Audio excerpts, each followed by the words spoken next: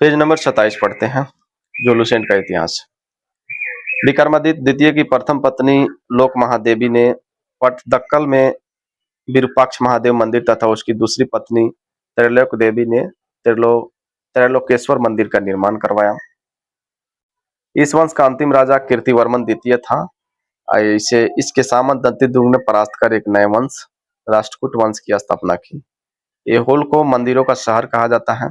एहोल को मंदिरों का शहर कहा जाता है। अब देखिए चालुक्य वंश बेंगी पढ़ते हैं। बेंगी के चालुक्य वंश का संस्थापक विष्णुवर्धन था। इसकी राजधानी बेंगी आंध्र प्रदेश में थी। इस वंश के सबसे प्रतापी राजा विजयादित्य तृतीय था। इसका सेनापति पंडरंग था। अब पढ़ते हैं राष्ट्रकूट।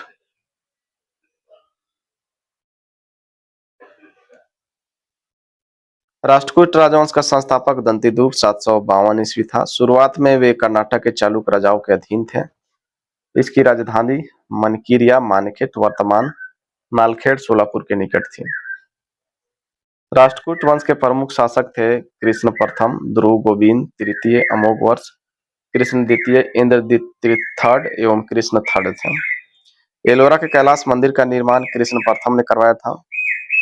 ध्रुव राष्ट्रकूट वंश का पहला शासक था जिसने कनौज पर अधिकार करने हेतु त्रिपक्षीय संघर्ष में भाग लिया और प्रतिहार नरेश वत्सराज एवं पाल नरेश धर्मपाल को पराजित किया। ध्रुव को धारावर्ष भी कहा जाता था। गोविंद तृतीय ने त्रिपक्षीय संघर्ष में भाग लेकर चक्रयुद्ध व उसके संरक्षक धर्मपाल तथा प्रतिहार वंश के शासक नागवट द्वितीय को पराजित किया। पल्लव, पांड्य, केरल व गंग शासकों के संघ को गोविंद तृतीय ने नष्ट किया। अमोघवर्ष ने जैन धर्म का अनुयायी था। इसने कन्नड़ में कविराज मार्ग की रचना की। आदि पुराण व त्रिषष्टि लक्षण महापुराण के रचनाकार जिनसेन, गणितसार संग्रह के लेखक महावीराचार्य एवं अमोघवृत्ति के लेखक शक्तियाना अमोघवर्ष के दरबार में रहते थे। अमोघवर्ष ने तुंगभद्रा नदी में जल समाधि लेकर अपने जीवन का अंत किया। इंद्र तृतीय के शासनकाल में अरब निवासी अलमसदी भारत आया। इसने तत्कालीन राष्ट्रकूट शासकों को भारत का सर्वश्रेष्ठ शासक कहा। राष्ट्रकूट वंश का अंतिम महान शासक कृष्ण तृतीय था। इसी के दरबार में कन्नड़ भाषा के कवि पौन रहते थे जिन्होंने शांति पुराण की रचना की। कल्याणी के चालुक्य तैलव द्वितीय ने 973 में कर्क को हराकर राष्ट्रकूट राज पर अपना अधिकार कर लिया और कल्याणी के चालुक्य वंश की नींव डाली। अब यहाँ पे देखते हैं एलोरा में एलिफेंटा महाराष्ट्र गुहा मंदिरों का निर्माण राष्ट्रकूट के समय ही हुआ। एलोरा में 34 शैलकृत गुफाएं हैं। इसमें 1 से 12 तक बौद्ध, 13 से 29 तक हिंदुओं एवं 30 से 34 तक जैनों की गुफाएं हैं। बौद्ध गुफाओं में सबसे प्रसिद्ध विश्वकर्मा गुफा संख्या 10 है। इसमें एक चैत्य है, वहां पर 2 मंजिला और 3 मंजिला गुफाएं भी हैं जिन्हें 2 थल तथा 3 थल नाम दिया गया है। एलोरा की गुफा 15 में विष्णु को नरसिंह अर्थात पुरुष सिंह के रूप में दिखलाया गया। अब नोट में देखते हैं, नोट में क्या करा। एलोरा गुफाओं का सर्वप्रथम उल्लेख फ्रांसीसी यात्री थाइवीनेट ने 17वीं शताब्दी में किया था। राष्ट्रकूट शैव, वैष्णव, शाक्त संप्रदायों के साथ साथ जैन धर्म के भी उपासक थे। राष्ट्रकूट ने अपने राज्यों में मुसलमान व्यापारियों को बसने तथा इस्लाम के प्रचार की स्वीकृति दी। अब आइए यहाँ पे देखते हैं यादव वंश। यादव वंश को देख लेते हैं।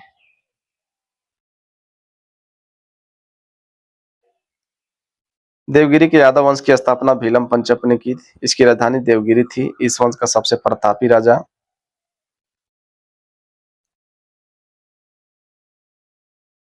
सिंधन 1210 से 1246 था। इस वंश का अंतिम स्वतंत्र शासक रामचंद्र था जिसने अलाउद्दीन के सेनापति मालिक काफूर के सामने आत्मसमर्पण किया। संगीत शास्त्री सारंगदेव राजा सिंधन के दरबारी थे जिन्होंने संगीत रत्नकार नामक ग्रंथ की रचना की। अब आइए होयसल वंश देखते हैं। होयसल वंश। होयसल कल्याण के चालुक्यों के सामंत हैं।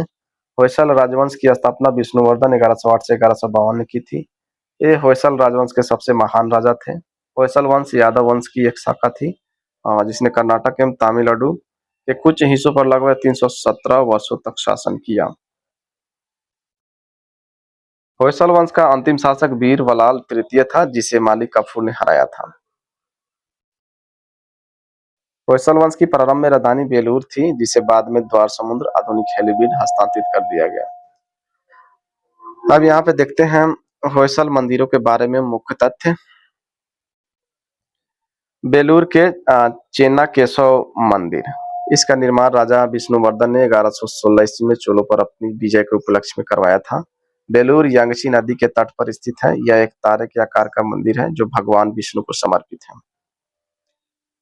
अब नोट में थोड़ा देख लेते हैं, नोट में क्या करा है। राजा विष्णुवर्धन प्रारंभ में जैन थे, लेकिन बाद में संत रामानुज के प्रभाव में वैष्णव धर्म से परिवर्तित हो गए।